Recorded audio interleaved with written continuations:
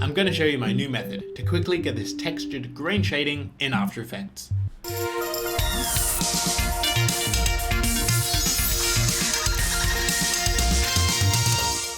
In my previous video, I showed two methods to approach animated grain, and this is now my preferred method. Let's start from a comp without grain. I've shied most of the layers so we can focus on our main eye shapes. First, let's draw our shadow by creating a new shape layer with our pen tool.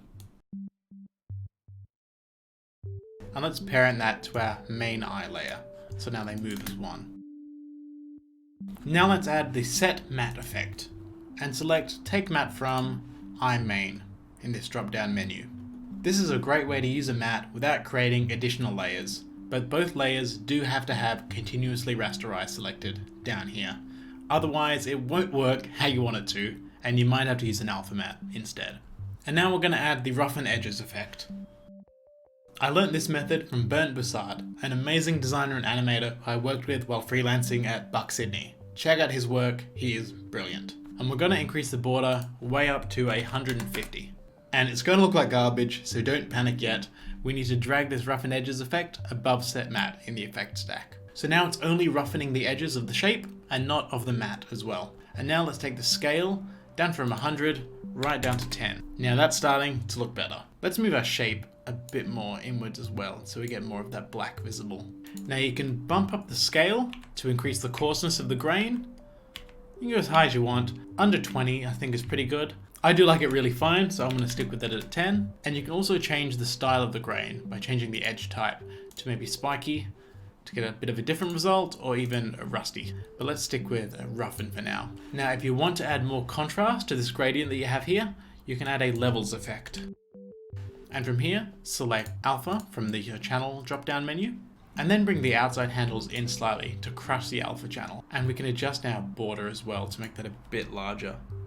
Now there are two downsides to using Roughen Edges. One is that it probably takes more time to render. I haven't really noticed it, but if you were to do it on a lot of layers, it might add up. And also when we play our animation, the gradient moves with our layer, but the texture doesn't.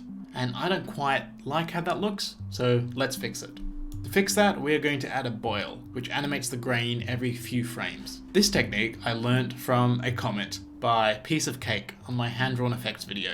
I use this expression all the time, so please keep leaving awesome comments. I'm learning a lot from you. To do that, in our Roughen Edges effect, we're going to toggle down evolution options, and on random seed, I'm going to hold Alt or Option on a Mac, click the stopwatch, which will bring up our expressions panel, and I'm going to type in the expression time multiplied by 4 and press enter.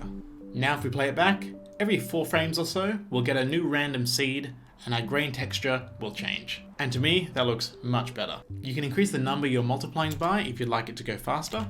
Here it is changing every frame, but I prefer it a little bit slower, so I'm going to stick to time times 4.